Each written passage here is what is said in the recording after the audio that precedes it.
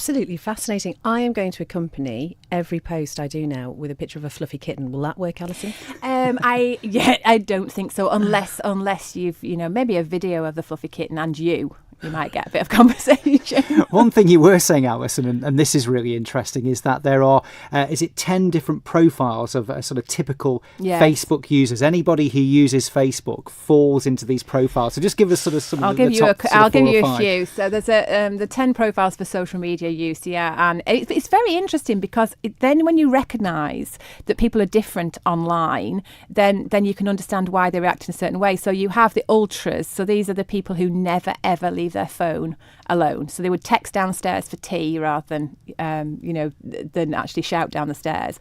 Then you have the deniers, the people who say I'm not bothered about social media in the slightest, but they are. Yeah, always on there. Always there. And then you have the lurkers. They just lurk around the place. They never contribute at all, but everything that's happening.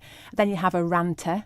A ranter's obviously a ranter who cannot resist, who just has to get in there and have their say, just cannot stop having a good old rant. You might see a few of those. Oh, we know one or two. Yeah.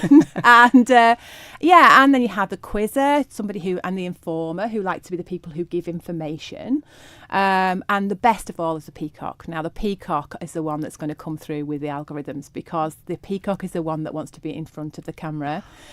So if you've got a peacock in your organisation, you absolutely need to find them, okay? And sometimes they're a denying peacock, because, they think that they'll pretend they're not, but actually, if you can get them to do that, and they are going to be huge in your business if you've got peacocks. I think that really upsets me a little bit, but I think you're so right. Because you recognise all of those profiles, don't you? I think I'm a lurker. Out of all of those, I would say that I kind of just lurk on the sidelines, have a good old skeet, but rarely contribute and sort of put my head above the parapet.